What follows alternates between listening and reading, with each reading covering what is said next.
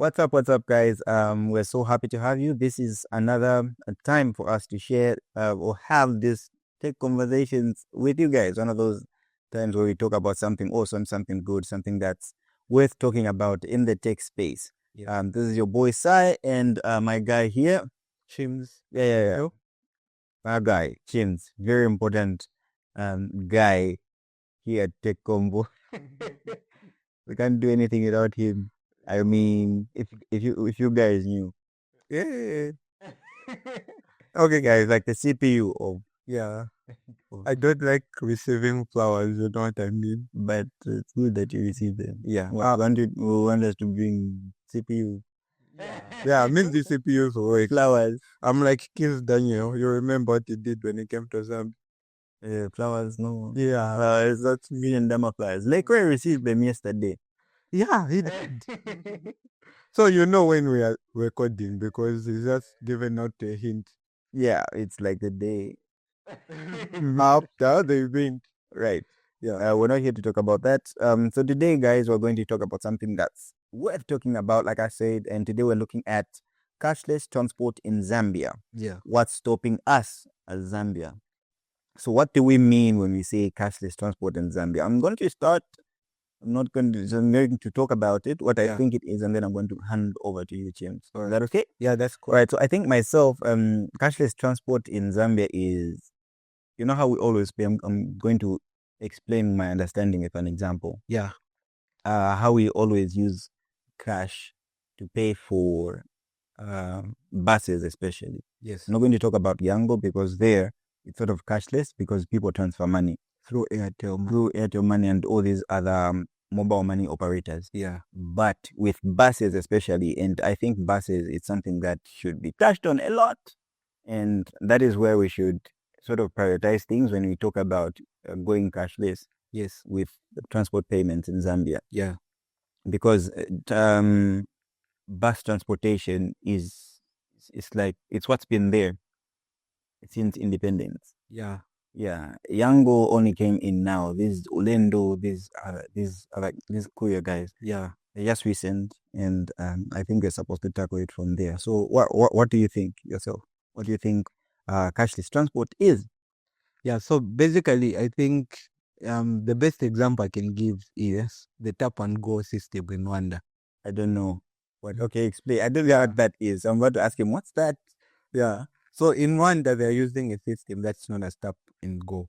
So it's basically using cards and then to perform payments on buses, for instance. So the cards they use, are they like regular cards, like a bank cards, or Yeah, is it special cards just for the tap and go? they are smart cards specifically for tap and go. Oh, okay. Yeah. So it's not a regular card like a MasterCard or credit card. No, it's it's just another smart card. An example I'd give is also the cards that you use maybe when you go to Great Escape to play games. Oh, okay. Yeah. So, okay, just a card that's filled up like an Apple card when if you Yes. an Apple user. Yeah. If you, yeah, okay. Yeah. So basically, what's happening is on every bus, there's a terminal that you tap on. So it's more like the way we have those POS in the shops. There's a device in the bus. So the moment, I don't know if it's. I think it's when you are walking out of the bus where you get to tap, and then money gets deducted from your card. So it's like you'll be keeping money, more like credits for you to use buses. So my dirty mind just went like, okay, it's a town and drama. Like, is it not going to run away with the money? Like when, or does the thing open only when you? Yeah, I'm not so sure how it works. Obviously, you also can't know. Yeah. Because you're not there. Yes. Yeah, but anyway, Yeah. food for thought, guys. Yeah. Okay. Yeah. So, But I'm also sure there are also conductors. So I think when we talk of cashless, I think what clicks on somebody's mind now is Nangawa conductor was much touched.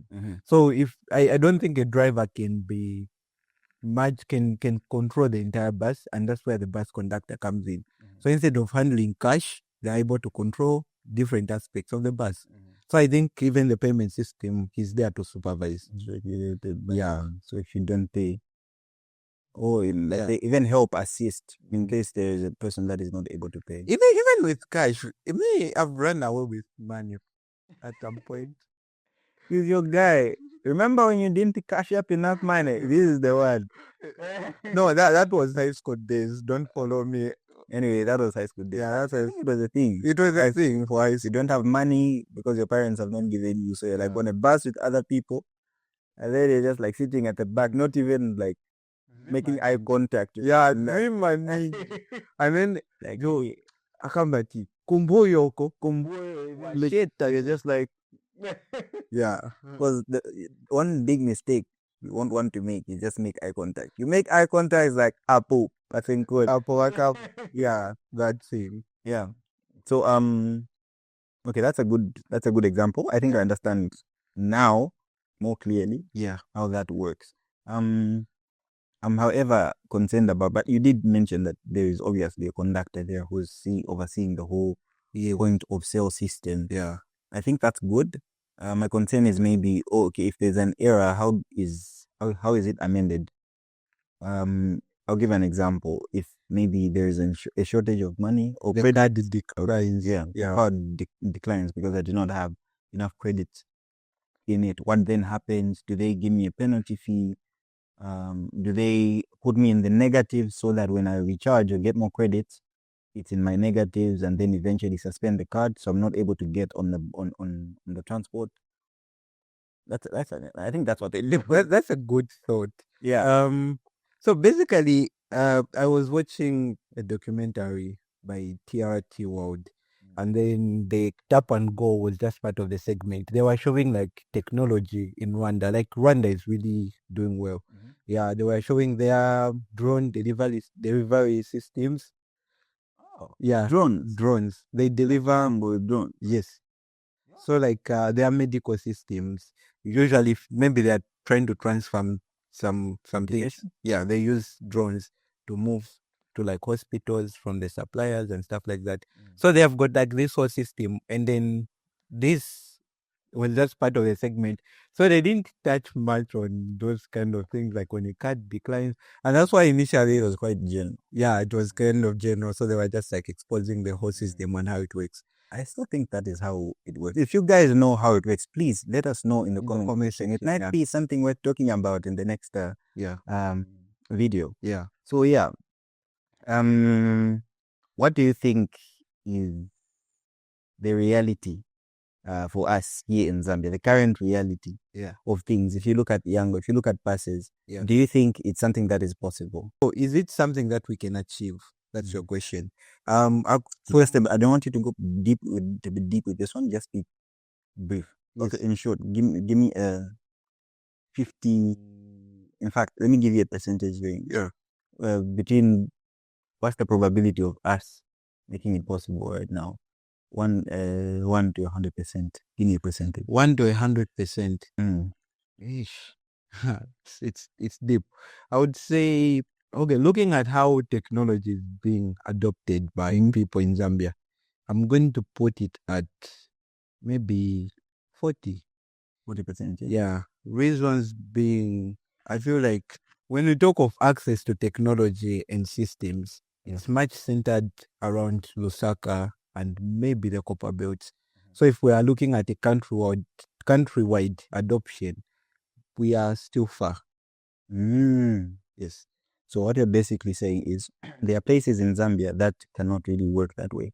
Yeah. Because the main places where we have technology, or where technology can really make sense, and profit out of that, out of this whole thing, or this whole transformation, is maybe the Copper Belt and Lusaka. And much Lusaka, because even if you look at Yango, it's centered around Lusaka. They moved to the Copper Belt, but from stories that I hear from people, it's like it's a challenge out there. It's a challenge there. Yeah. Like here have people in the Copper Belt who still like you order a Yango, and then the driver will come to you, and then okay. Anyway, this is what I hear. Yeah, I mean, this is not me. I hear people, you order a Yango, and then when the driver comes, it shows you like, okay, maybe it's showing me a 40 kwacha for me to go to town. The conductor will be like, or the driver will be like, how much is it showing you? Oh, it's showing me 40 kwacha. Then they'll be like, you just give me sikis, get in or not. Like they will basically just give you their own charge. and it's up to you. But and most people are just getting the charges from the drivers. Yes. Side chat. What do you think is causing that? What's causing that? I feel like it's copper belt. The nature of the people there. Yeah, those people are like, all the couch around there. Pondo pondo che, like so it's like they are resisting the whole idea of being controlled. Like you're telling me how much a person should pay. Yeah, well, Yeah. I think it should be this much. It should be this much. Mm. Yeah, so it's like this is my car, I set my price. Yeah, I'm only on this because a lot of people are on Yes. like the Yango thing. Yeah. Okay. Next one. What do you think are, if we were to start implementing this whole system? This, I also mentioned it. Is it tap and go? Yes, tap and go. Tap and go. I don't know what would call it here in Zambia, but if we were to start implementing this, what do you think would be the main challenge? Give me challenges that you think would abound. Okay, so the challenges that would face, Mhm. mainly, I think resistance. Yeah, when we talk of the bus conductors, they are not so much educated people. For a lot of people who take that job are not so educated. They are like dropouts, or they mostly ended at G9, G12, and that was like the end. Then I don't think they are going to be so familiar with the technology. So maybe there would be resistance. And why they would also resist is you are eliminating the guagu. You know what I mean? You got this and then put it on TikTok. Yeah. You Like, yeah, like, well, good. Yeah, I'm supposed to cash in 200 every, I don't know if it's trip or something, and then just like, Yes. if it's cash, it's easy for me to just and not be honest. Not to be honest, Yeah. Papagato mo boxer. If it's smart payment, means the boss is even seeing the live. The boss, the driver is obviously has got a dashboard and able to see the pavements and stuff like that. So I think that would be the biggest reason why they would resist. Like, I think it's a both sided, it's sided both ways. Yeah, because even to the customers, yes, you wouldn't, it would be a no go, because you have that situation where maybe if the charge is 20 kwacha, you're like, I only have a 15 kwacha, I'm going there. That won't be possible now. Yes. So I think that's the resistance the public would have. Yes. So from us as commuters, we are commuters, right? From us would be like, my paying by 5 kwacha. Like a fixed price. Yeah. So if the rates are out, like these are the rates from town to Ngombe to Roma, then that will be the charge, and there won't be any negotiation. So I think resistance will be one of the key things. One thing that happened in Rwanda was the government had to make it a policy. So yeah, so when they were starting, they started their pilot in Kigali, which is the capital city, and then now the government stepped in and said every commuter should be using touch and go, no more cash. So when it comes from the government, there's like no more cash. Yes. I think they'll be forced to. Yeah, so they're even forced to have credits. No credit, yes, going nowhere. Yeah.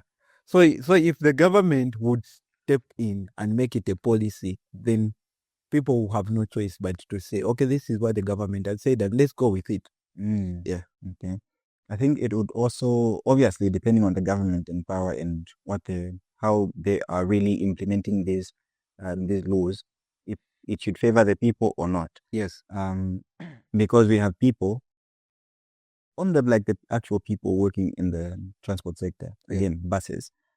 Instead of the standard price, if they say the station has set a price to maybe, or the announcement by the transport sector government is 20 kwacha from here to there, the charge in the station will be put at 25 kwacha. And you can't really argue because that's the station's decision. But then the government is also saying something different. I'm sure you've experienced something like that. Yes. Like, oh, the prices have gone down, but why are they not changing right away in the station? It's like standard for the station. They have their own thing. The price, fuel charges can change, but then nothing will change with the transport. I think it can be, when things are digitized, it can be streamlined in terms of how the charges are, because it's easy to just say, okay, they'll be charged this from here to there, and then also it will be exact. depending on it will relate the distance you're getting on the bus and then off the bus. That would be it will be easier. So you tap when you're getting in, tap when you're getting out. So it calculates the distance, which will be fair if you ask me. Because some pay a full amount for a distance that's not, that's not a distance that they're getting the car for. That would definitely make sense. I think also the resistance would be to that would be, oh, okay, people are just going short distances. Yes. But I think that can play out well if everything is structured up, everyone would benefit from it. Yeah. Because it's all coming out in a sort of selfish way where if I need something, I'm not going to agree with this because me myself I'm only benefiting. Yes. How about if we're inclusive, like want everyone to benefit from this? How is it going to play out then? Like that. What do you think would be another resistance? Infrastructure gaps, basically. When we talk of infrastructure, we're obviously talking about devices. So as I mentioned, there's a device that you use for tapping, and then there are also cards. So those are like technologies that have to be put in place. So for those to work, we need network systems in place. And then apart from cards, we can even also use mobile money services. They can also work. But when we talk of even phone devices, for instance, how many people are able to pay using the phone, using maybe tapping the phone and stuff like that? So there's that. So we can also talk about infrastructure, our network. Currently, people are complaining about networks. They are complaining about electricity. So these are challenges that we would face. Yeah. So that would also come in play. But I think it would work because, I mean, with taxis, it has worked already. Yeah. I think it's something that can, how with buses, if I think that's not an excuse. The one for how many people are using tech, because even people that don't have smartphones. I mean, Yango, you introduced the USSD code thing. Is it true? I think so. Yeah. Yes, But I came across information like that. I came across it. I didn't look into it. It's something that maybe we'll do an episode about that. Yes. I guess we don't know for now. I think it's not an excuse because people still order Yangos even when they do not have smartphones. You can have someone order for you. So what I'm trying to say is, instead of if you do not have a card, you can have someone pay for you or use their card in a certain way. You can maybe generate vouchers for your phone. Yes. We have a conductor there, so maybe they enter your voucher and then you deduct from them. So I think that can work also. Yes, I think we can. Yeah, for vouchers, let's say you just say, okay, you're about to drop off. So what's your phone number? This is my phone number. Then your prompt comes and then you just enter your PIN. But then another thing would be, I'm entering my PIN on a bus. I think there, you know how we do enter PINs. I know on a bus it's sort of tricky because there are a lot of people, and then you're on a bus every day. You're not going to manage to just be like hide phone. Like the other day, I was looking at something on my phone. I was looking at news on my Chrome, I think, and then I just scroll past, and then somebody's like, "Bro, just put back that basketball thing I saw." Like, how are you looking at my screen? Guys, that's just wild. Yeah. How are you? So you've been looking at my post all this while. What have you seen? Yes. What else have you seen? Yeah. So people don't mind their business there. Yeah. Everything has got its own challenges. Yes. But I think going cashless is what's beneficial to other people. It would also be beneficial to us if it's implemented right. Yes. Do you think this can be like very serious challenges that can stop us from implementing, or there's something bigger than what we've just discussed? I think all these are minor. They are minor, yes. What's big is the government itself taking it up as a policy, like you said. I think if something is in the constitution or just like coming from the government, it carries more weight. Yes. As opposed to the private sector can try something like that, but it won't be. It might even be put down because maybe it's something that will interfere with the government, the taxes, all those things.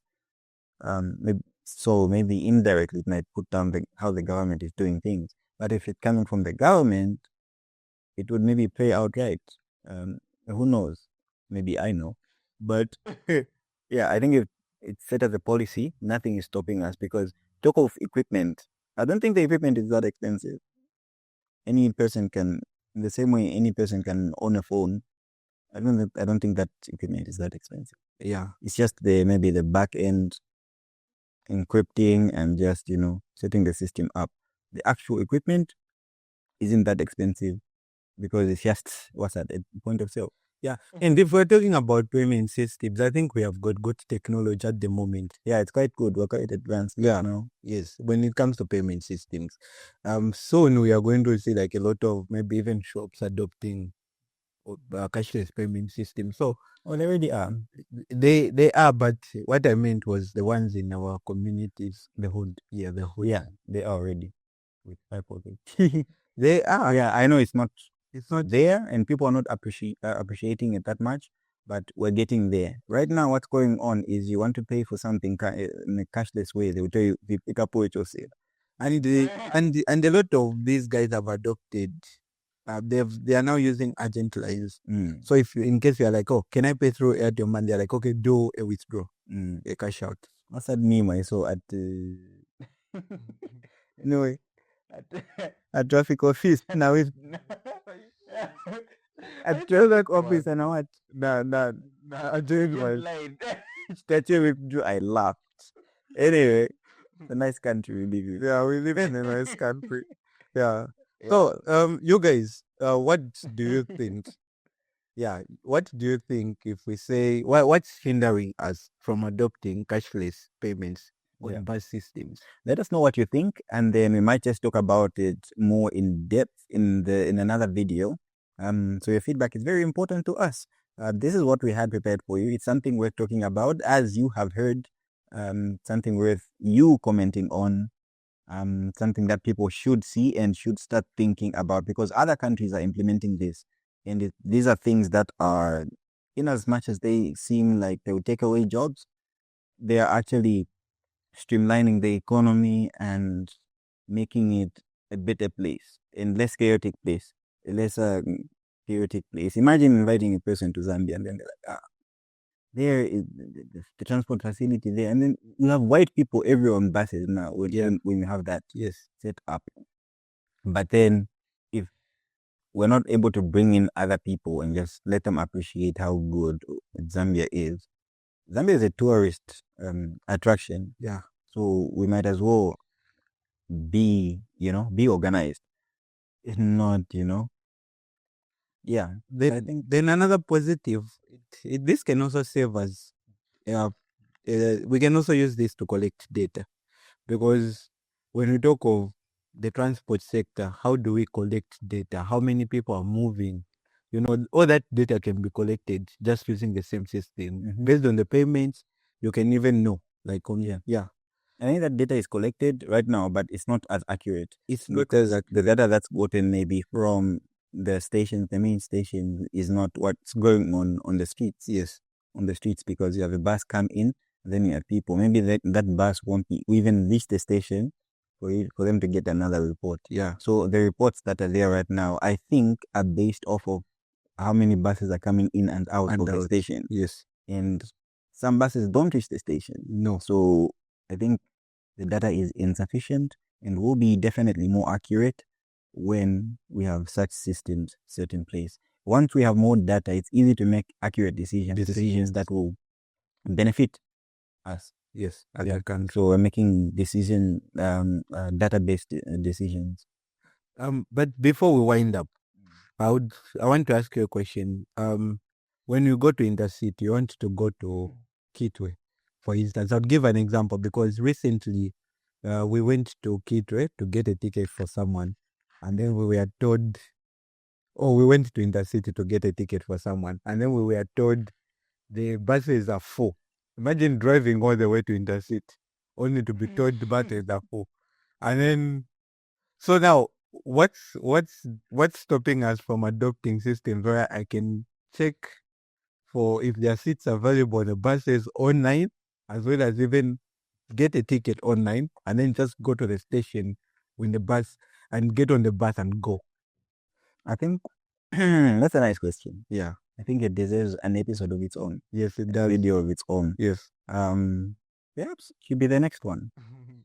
Let us know in the comment section. So I think there it's a tricky one because in Zambia a system will be set up for people to use, but people won't use it because they wanted the system to bow to them and not them bowing to the system. I'll give an example. There was, I do not know what company this was, but there was a bus with this whole ticketing system set up. I think .com did. .com? Yes. Maybe it was the one. It was called Bus Ticketing Zambia, if I'm not mistaken. I heard about it just a few years ago, but I haven't seen it in action, I think. It was a few years ago also. I think we need to gather more data and make another video on that. But it was being advertised everywhere. I think I came across it on Facebook. Yes. So they had this whole ticketing system where you can find out if there are seats available and you do not need to go to Intercity. Intercity is a hub for buses that go long distances in Zambia, by the way. So that's the Lusaka hub. So you need to go there and then find out basically. But then they had all this set up, and then people are just not for that. They wouldn't jump on board. They tried their best with marketing, maybe, because I saw it, even though I don't travel that much. People were not jumping on board, and I think that's how it died out. I doubt if it's still alive. We're going to need to dig on that. Yes. But what's stopping us is people are not complying.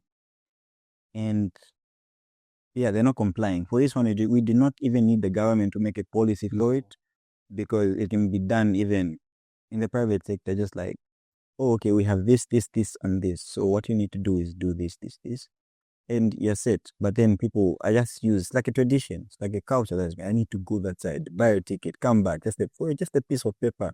You're wasting. I don't know how much for transport. Some even use Yango, which is more expensive than an actual bus. So I think it's culture. For me, if you ask me, it's a culture. But I think we'll get there slowly but surely. I mean, look how we have adapted to Yango.